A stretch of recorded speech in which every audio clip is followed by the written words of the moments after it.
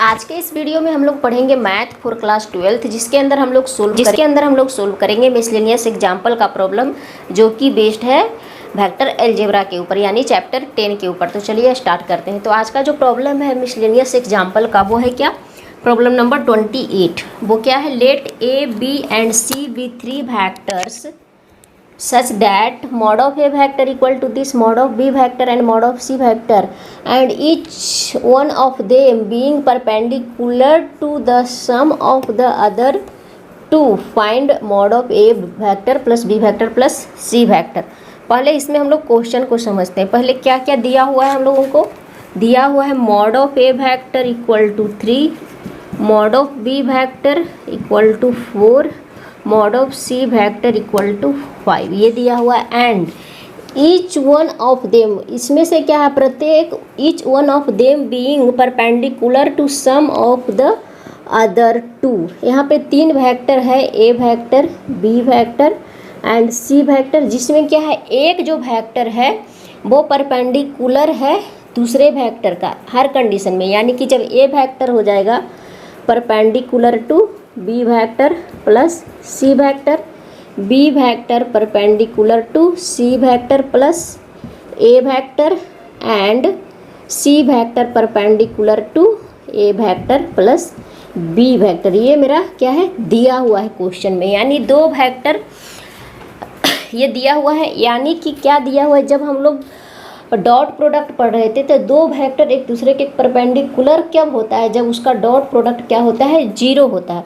तो यहाँ पे क्या हो जाएगा, एंड क्या हो जाएगा, जब परपेंडिकुलर है तो A vector perpendicular to B vector plus C vector, B vector perpendicular to C vector plus A vector, C vector perpendicular to A vector plus B vector, ये दिया हुआ है। यानी कि क्या दिया हुआ है, that is A vector dot B vector plus C vector equal to 0, ये मेरा दिया हुआ है। B vector dot C vector plus A vector equal to 0 and C vector dot A vector plus B vector equal to 0। ये तीन condition और ये छह कंडीशंस हम लोगों को दिया हुआ है। ये परपेंडिकुलर दिया हुआ है, दो वेक्टर्स एक दूसरे के परपेंडिकुलर कब होता है, जब दोनों का डॉट प्रोडक्ट क्या होता है, 0 होता है। तो वही चीज़ यहाँ पे हम लोग क्या किए हैं, अप्लाई किए हैं। अब यहाँ पे हम लोगों को निकालना क्या है, अब इस पे हम लोग चलते हैं। निकालना क्या है, find a mod of A vector plus B vector plus C vector. तो इसके लिए हम लोगों को क्या करना होगा, सबसे पहले जो दिया हुआ है उसको हम लोग इधर साइड में लिख लेते हैं।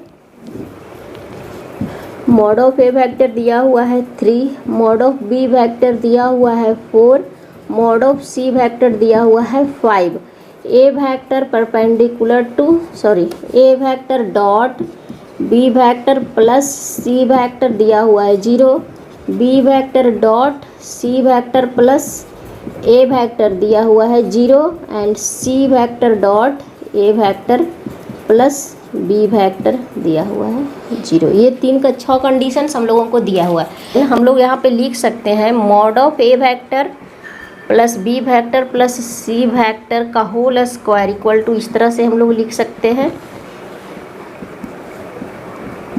का होल स्क्वायर। तो इसको हम लोग क्या लिख सकते हैं, इसको हम लोग तोड़ेंगे, डायरेक्ट नहीं तोड़ सकते हम लोग इसको।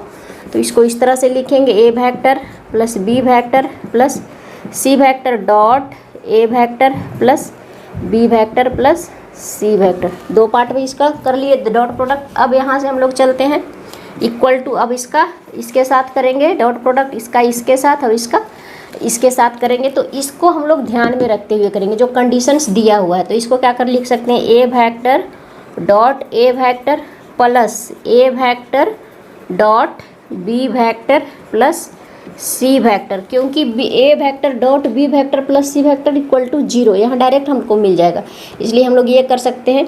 प्लस बी वेक्टर का लिख इसके साथ बी वेक्टर डॉट क्या लिख सकते हैं हम लोग, बी वेक्टर का B vector dot C vector plus A vector, B vector dot B vector पहले लिख लेंगे plus B vector dot C vector plus A vector. आपस में क्या करेंगे, दोनों का डॉट प्रोडक्ट लिखेंगे, उसके बाद दोनों का प्लस के साथ लिखेंगे। प्लस सी का कैसे लिखेंगे, C vector dot A vector plus B vector plus C vector dot C vector, इस तरह से लिखेंगे। क्योंकि यहाँ पे हम लोगों का इसका मान डायरेक्ट 0 दिया हुआ है, इसका 0 दिया हुआ है, इसका मेरा मान 0 दिया हुआ है। ठीक है, अब हम लोग क्या पढ़े थे, A vector dot A vector equal to mod of A vector का होल स्क्वायर, ये हम लोग पढ़े थे। तो यहाँ वैल्यू पुट कर देंगे, यहाँ पे ये क्या हो जाएगा, ये तो 0 हो जाएगा, ये भी 0 हो जाएगा, ये भी 0 हो जाएगा। तो बच गया मेरा क्या, मॉड ऑफ ए का whole square plus mod of B का whole square plus mod of C का होल स्क्वायर। तो क्या आ गया, मॉड ऑफ ए वेक्टर यानी 3 का स्क्वायर प्लस 4 का स्क्वायर प्लस 5 का स्क्वायर, 9 प्लस 16 प्लस 25 क्या हो गया, 50 हो गया। तो इतना क्या आ गया, इतना ये आ गया mod of A vector plus B vector plus C vector का whole square equal to 50। Then mod of A vector plus B vector plus C vector equal to क्या हो जाएगा, √50। चूँकि यहाँ पे मॉड है तो हम लोग क्या लेंगे, केवल पॉजिटिव वैल्यू लेंगे। तो इसको हम लोग लिख सकते हैं 25 × 2 then 5√2, this is the answer. तो मेरा क्या आ गया, यहाँ पे लिखेंगे direct mod of A vector plus B vector plus C vector equal to 5√2।